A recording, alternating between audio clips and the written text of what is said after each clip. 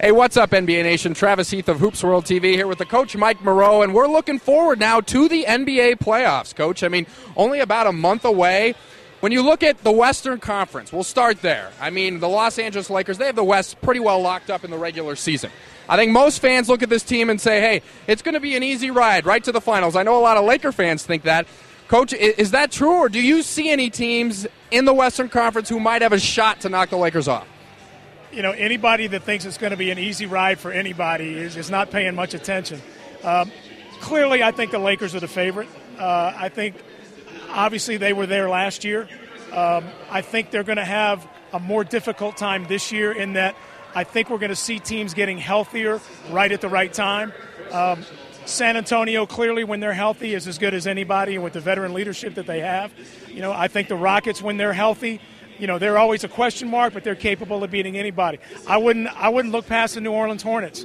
I mean, they were up 3-2 last year, and that was a young team that came very, very close to getting to the conference finals. So, you know, I think to put your finger on one particular team and say they're the team to beat other than the Lakers, I think is hard to say. But I think anybody 2 through 8 can give them a run, and it's not going to be easy for the Lakers to get back to the final.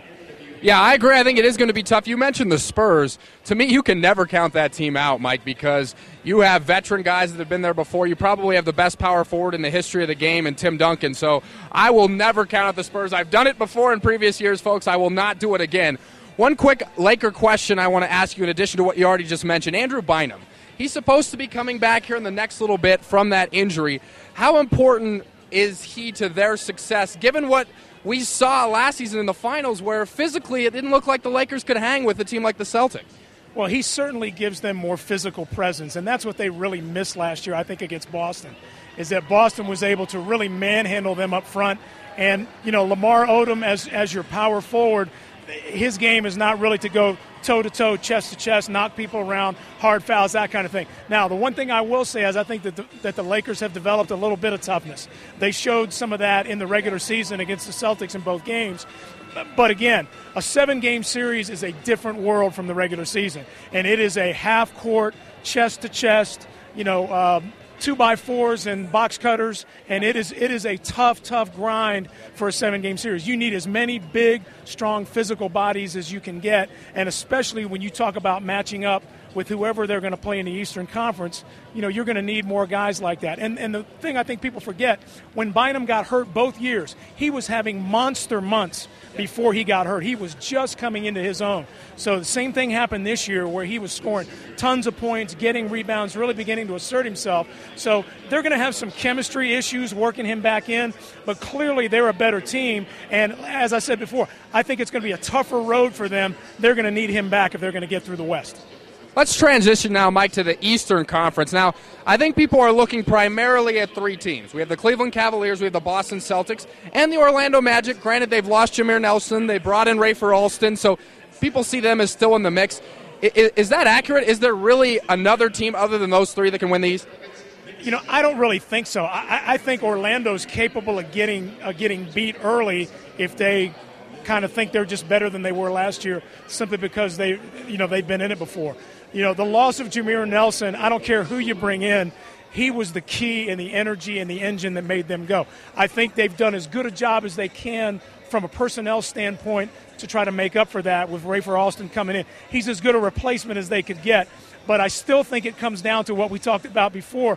When you talk about Cleveland and Boston, you talk about, big, strong, physical teams. They are going to attack Dwight Howard, you know, with a gang. And Orlando has yet to figure out if they've got a bodyguard for Dwight. And if they don't have that other big physical guy, you know, Marcin Gortat has done well in some spot minutes. Yep. Tony Battie really hasn't been that guy for them, but they're going to need a big physical presence. I still don't think that they're good enough to beat either Cleveland or Boston in a 7-game series, but that's why that number 1 seed was so important. If Jameer could have stayed healthy and they could have been number 1, they might have only had to play one of those 2 teams. But now that it looks like they're probably going to be the 2 or the 3, they're going to have to beat Boston and Cleveland.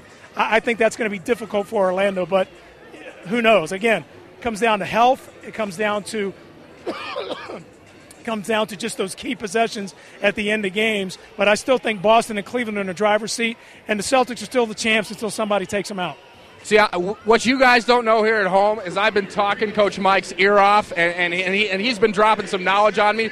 So I'm making him lose his voice, folks, but the coach isn't in town every day. So I got to take advantage of that selfishly and get all the knowledge I can. One more for you. I know your voice is hurting, Coach, but we have NBA Finals predictions now. Who do you see going from the East and the West? And I know it's early. Nothing's for sure, but give me a pick in the East, a pick in the West, and who wins the Finals. You know, I said at the beginning of the year I thought it was going to be a Lakers-Celtics rematch. If Boston is healthy, then I still think they're the team to beat in the East. I still think the Lakers are the team to beat in the West, and I think Kobe can taste it.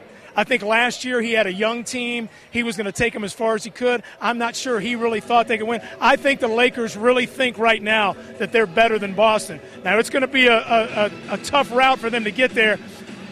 But I still think if those two teams face each other again, it's going to be whoever has home court advantage. So whoever's playing at home in Game 7, I think that's the team that wins. Awesome stuff from the coach, Mike Moreau. And I'm going to keep talking his ear off, folks. I'm going to get all the knowledge I can between now and the end of tonight. Very good to have the coach in town. You heard his NBA Finals prediction. I'll throw mine out there real quick. I said at the beginning of the season, Lakers over the Celtics. I'm going to stick with that. But with this caveat, Andrew Bynum, they're going to have to reintegrate him into the lineup, and that can be tricky. I mean, they're going to have to monitor his minutes, make sure the knee's right, and also they're going to have to balance Lamar Odom. You know, how is he going to come back off the bench? How's he going to respond to that? If the Lakers can successfully navigate that, I think they will win the NBA championship this season. This is Travis Heath along with the coach, Mike Moreau, coming to you from Pepsi Center for Hoops World TV.